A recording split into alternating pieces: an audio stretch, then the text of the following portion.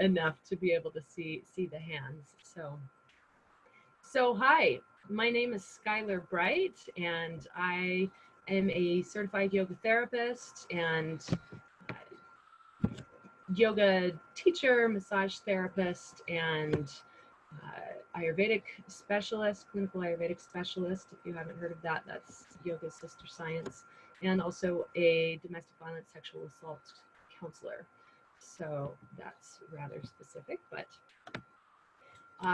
and I am teaching today about 8 ways to foster compassion resilience. So most of you who are with me today, I believe, are probably working in the social services or educators, and you probably hear a bunch of stories that probably wears on your ability to be patient or continue to feel compassion at some point, which is probably why you joined today. I'm wondering if I can see by a show of hands, I don't know if I can see, how many work in social services?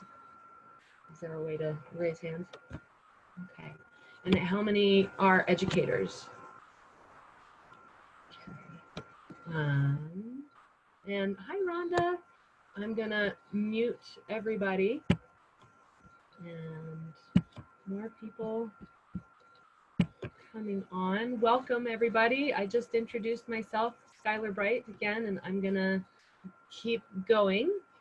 And yeah, so today you have joined one more chat. Okay. Move that off to the side. Okay, I'm just going to check in with the group chat a little bit later toward the end. So I'll check in with those questions later. But first, we're gonna get started. So back to my presentation. What is compassion fatigue? So it is less predictable, but more treatable than burnout, which is the good news if we catch it early enough. And so we'll go over a few of the symptoms that you might experience to know that, yes, you've got a little bit less compassion than perhaps you started off your profession with. And it is a form of secondary or vicarious trauma from listening to hard to hear stories over and over again. So it's the emotional strain of exposure to people suffering from unresolved trauma. And I will, before I go to the next slide, I don't know if you can read the writing at the bottom of that cartoon, but I'll read it for you just in case.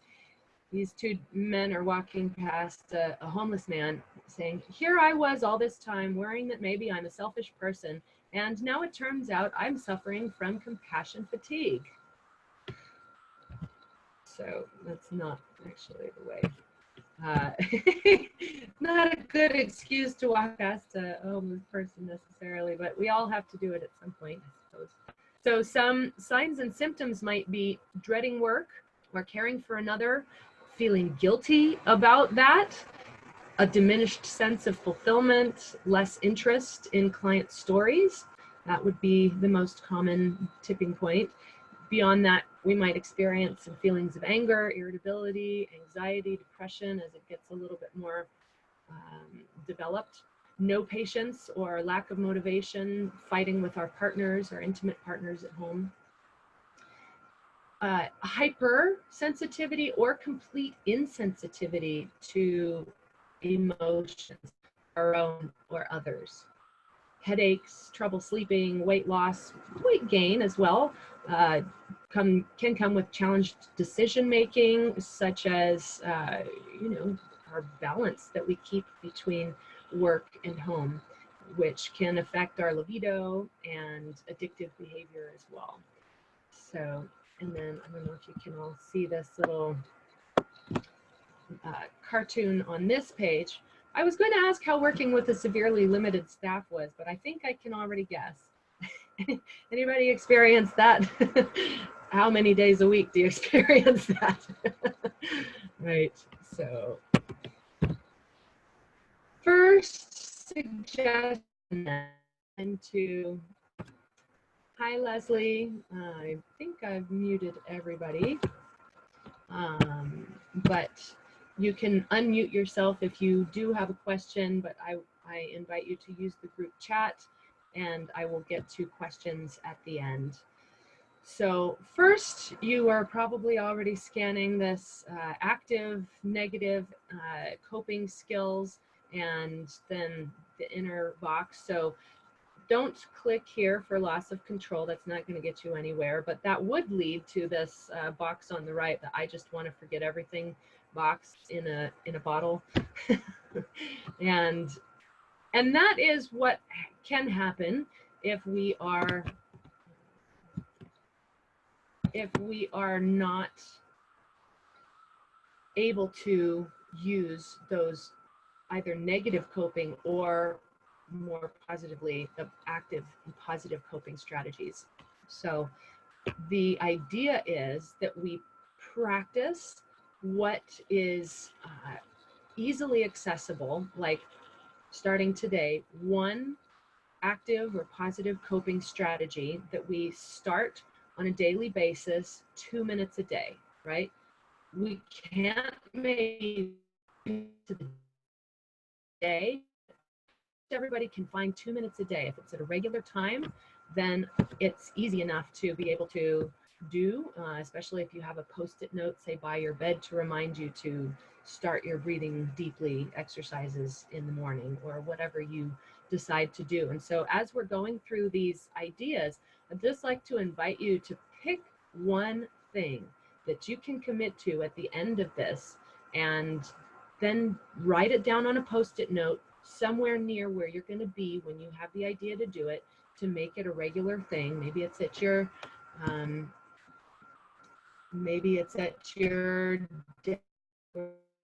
side. 7 of these active coping solutions, and if you are seeing something on that outer circle that really resonates for you, then maybe take a moment to write it down. I'm just going to give you another few seconds to take a breath, read through some of these things in this question, or in this graphic, and maybe write down one thing that resonates with you on that outer circle. Okay, I'm gonna move along now, and we're going to go into a little bit more depth on a few of these. So one is self-care. So that means a lot of different things to a lot of different people, but basically some of these things you've heard many times, most likely, but 3 meals a day, ideally eating what's right for your type, what you digest well, and eaten mindfully. So that means savoring your food, not just wolfing it down in front of your computer while you're trying to get through your to-do list. So taking a break from screens, chewing mindfully, maybe thanking your food before you start. Those are a couple of ideas to bring into your meals. Regular exercise, everybody knows this. I know it's harder to do, but sometimes even just breathing techniques, a regular practice of breathing techniques, can take the place of exercise. There was a study done once comparing people who were doing vigorous exercise and people who were doing deep breathing for a certain amount of time each day, and you might not guess that the people who are doing the deep breathing actually lost more weight than the people who were vigorously exercising. So we'll do moments of breathing throughout this. Balanced schedule of play and work activities and sleep. So think of that as a triangle. And especially people who have experienced trauma, maybe not so much vicarious trauma especially, but a lot of people have sort of lost the value in play, or have even forgotten how to play. This also relates with sleep. Some people think I'll sleep when I'm dead. And, we get very tired after that. Or some people just can't sleep. And so that, if we practice not sleeping often enough, going to bed late, or, waking up early, or just not able to sleep, our bodies can actually forget how to sleep. And so I have a whole other webinar that is on the YouTube channel. Email me for the link if you are interested in more about this in particular. But the idea about this right here for this webinar is just a balanced schedule. Allow 8 hours to sleep, allow 8 hours to work, and then put that away to allow some time to play too. Including honor our emotional needs. So that is going to be covered in one of the next slides. But a funny little cartoon for work-play balance. All work and no play doesn't make you dull. It makes you a sociopath. So let's avoid that, right? Overworking is often at the heart of compassion fatigue and its first cousin, vicarious trauma, says Nicole Erdang, who is a holistic psychotherapist in New York. Emotional boundaries, right? How many people, hi Vanessa, how many people have felt, and maybe the better question is, how many days a week do you bring your work home with you?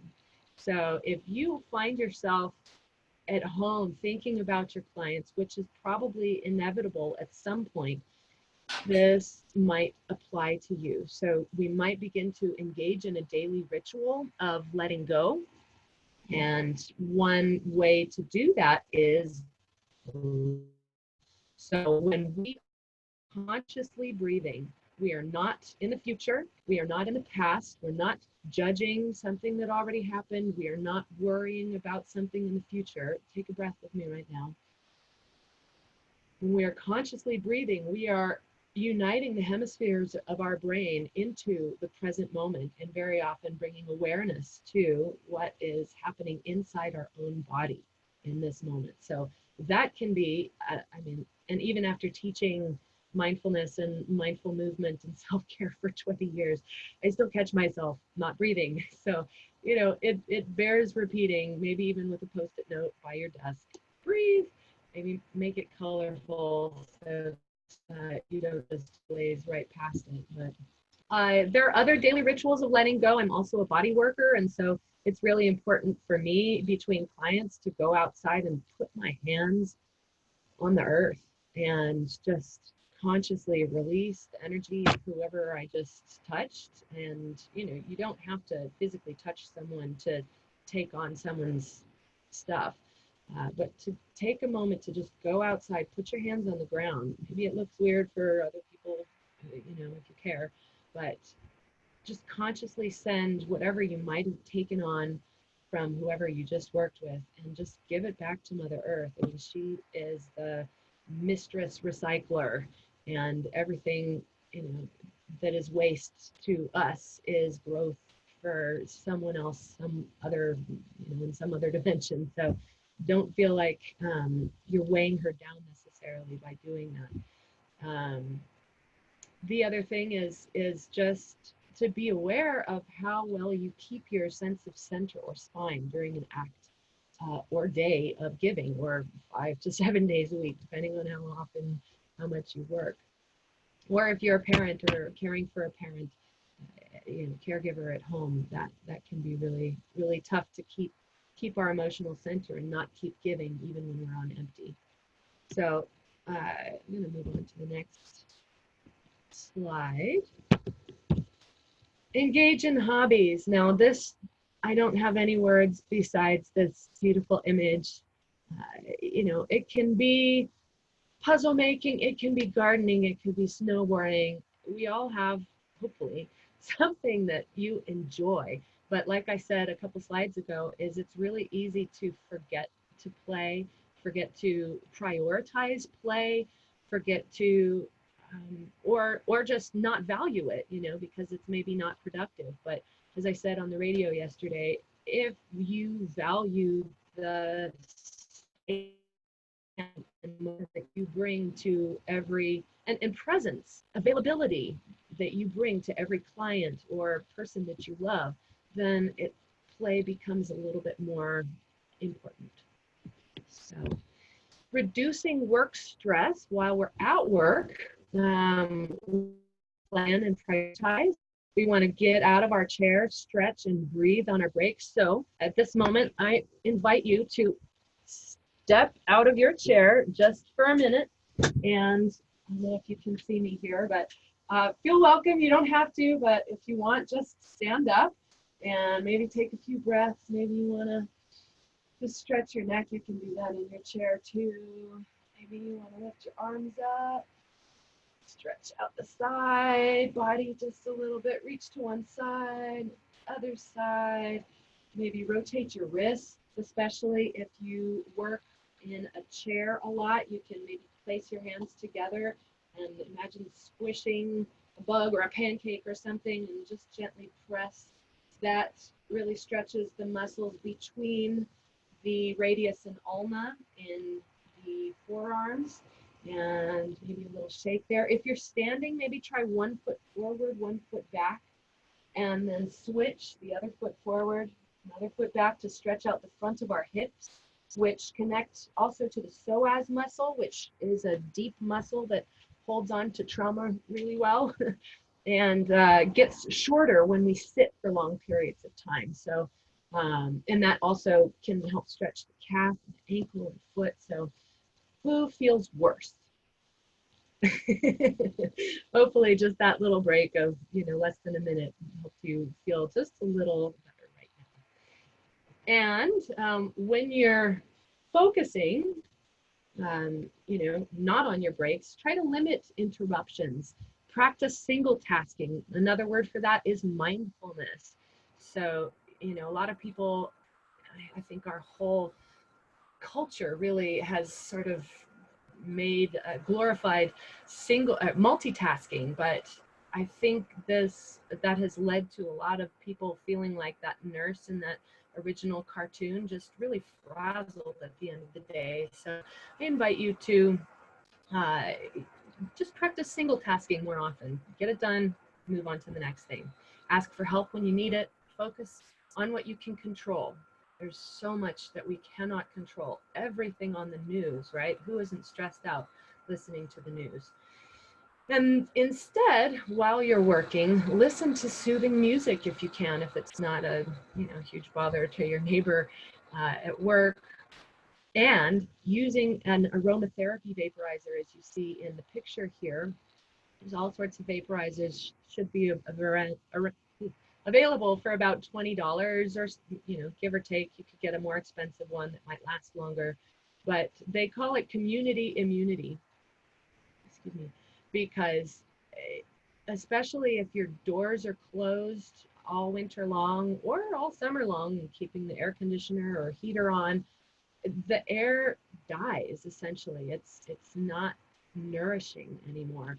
And so the essential oils, especially if it's agreeable to the other people in the room, first of all, aren't like perfumes, so they don't have accelerants. And if it's pure and good quality, it can not only clean the air, but energize it so that everybody's just has better immunity throughout the cold season. And but of course, make sure that you have permission from all the other people who will be smelling that air. All right. These might, we could take the rest of the time to go through these individually, but we're just going to spend like 15 seconds practicing each one. And the first thing you see is practice mindful exercises such as stop to develop self-awareness. STOP is an acronym for which we've been doing a few times, but let's do it again. The O is for observe. Observe what you are experiencing, and then proceed. So that's a really nice, easy to remember thing that you can teach to all of the people that you work with, and then you can, develop some more advanced types of practices, but that alone is just, really easy to remember. When we practice something, when the stakes are lower on a regular basis, then it's more available when the stakes get higher. And so something like stop is really easy to remember. Again, stop, take a breath, observe, and proceed. And I was just listening on KMR, if anybody's in the local listening area, last night to a class, an 8th grade class, who practices mindfulness for test anxiety.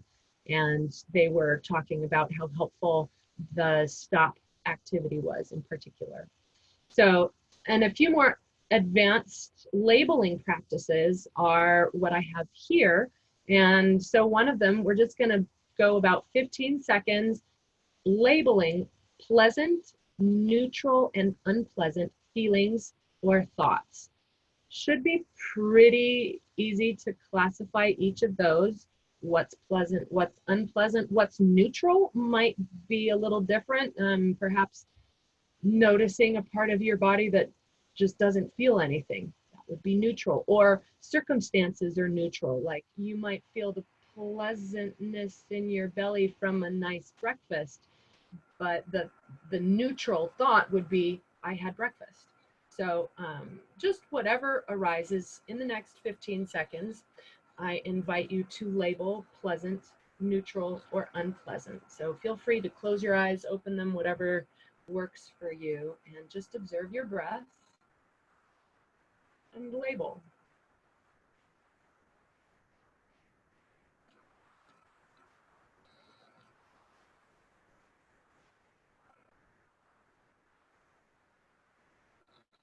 And for the sake of time, we're going to move along to mind traps. So this might help to have the list in front of you. And just because most of our eyes probably got drawn to the cartoon, I'd like to just mention it. This little doggy likes to predict catastrophes. That way, when things go wrong, he can still be right. So parents are especially good at catastrophizing, going to the worst possible scenario and then running with it. Or the opposite, minimizing, like, oh, that could never happen. Teens are really good at that, right? Oh, all your catastrophizing, but that didn't happen, did it? So I shouldn't be in trouble. Okay, so that is, alternate ends of the spectrum. Then there's blaming or shoulding. I always say, don't should on yourself. And then mind reading. How often do you look at someone and imagine what they're thinking about you and it's good? Not very often, right? Usually we're thinking that person doesn't like me, or that person thinks I don't know what I'm doing, and so on. So those are a few mind traps. There are more, but just for the sake of time, I wanted to invite you to consider each of those for about the next 15 seconds. Just observe your breath. And when your attention gets drawn to something, consider, could that thought be catastrophizing, minimizing, blaming, shoulding, mind reading?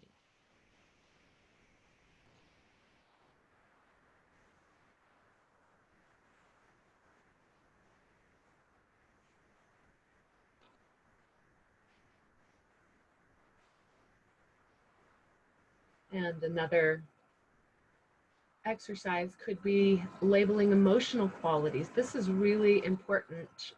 It's not a beginning practice, but it is really important for emotional intelligence to develop, especially if the kids at your school or that you work with are always stuck in anger or always stuck in fear and worry.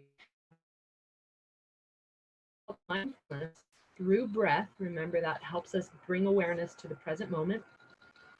And then let's drop into any thoughts or feelings, such as just 3 categories: fear, anger, or sadness. So just let's go 10 more seconds and just notice if a thought arises like worry, that would be fear, anger, or judgment, or sadness.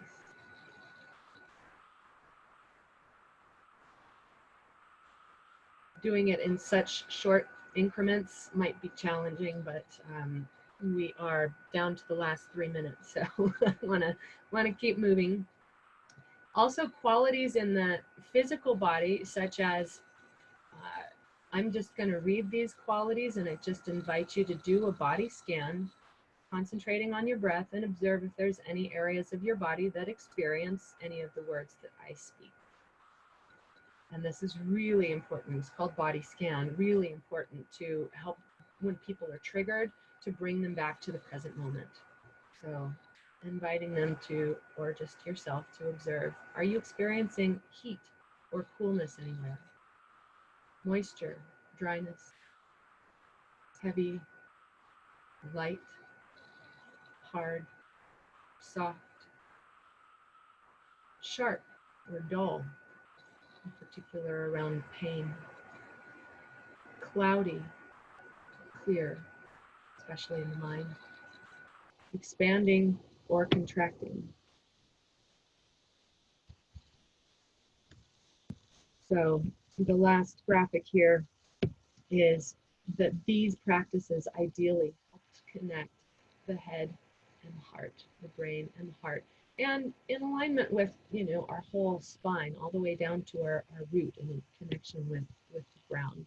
That is also really important for people who've experienced trauma. So next, second to last, is keep a journal. So I'd love to invite you to write stream of consciousness, 2 to 5 minutes, either first thing in the morning, writing down your dreams, or last thing before you go to bed.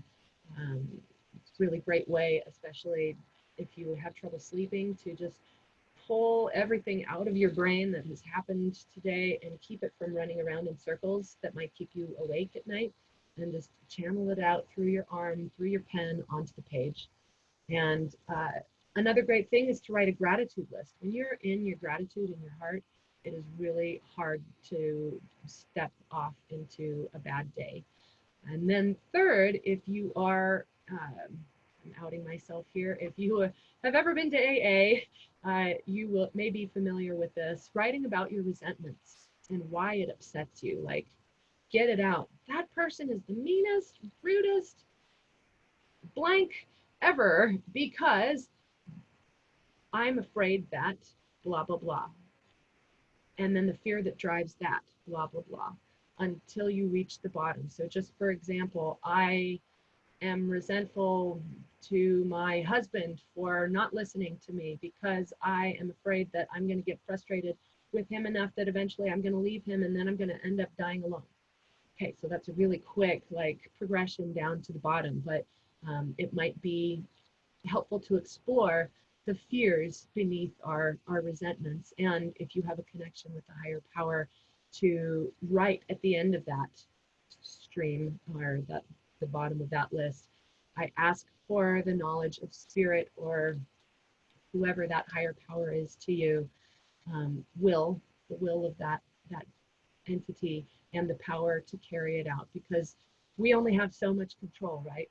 So what can we give up? And that can really help reduce our burden. So last slide, cultivating healthy friendships outside work. That can be a tough one, because social media just still keeps us on screens, right? Finding places that resonate with us, where we might meet people who like the things that we like. But it is super important, especially because our relational health is the quality of our life fulfillment in a lot of ways. And that includes family, friends, and coworkers. Maintaining relationships with others that restore us, make us feel good, and mirror our strengths. And healthy relationships mean we have a sense of significance and belonging with others. So those relationships are really what pull us through hard times. And And so when we have trauma, those relationships are the things that we need to build up most. And I want to close with a quote by Brianna West. I wish I had, I have developed a quote like this, but this is just so perfect that I had to share it. So true self-care isn't just chocolate cake and massages. I mean, who can afford massages every week? It's creating a life you don't have to regularly escape from. So if you enjoyed today and are interested in my upcoming training for trauma-informed mindful movement and self-care, an expanded version of this, I will be starting that next, the second Wednesday of February. So next month at about this time. If you're interested, please email me or visit my website to make sure you're on my newsletter, and I would love to speak with you. I'm going to go to the group chat now, so if anybody has any questions that I haven't answered, happy to now. The STOP acronym is STOP is the S, and T is take a breath, O is observe, and P is proceed.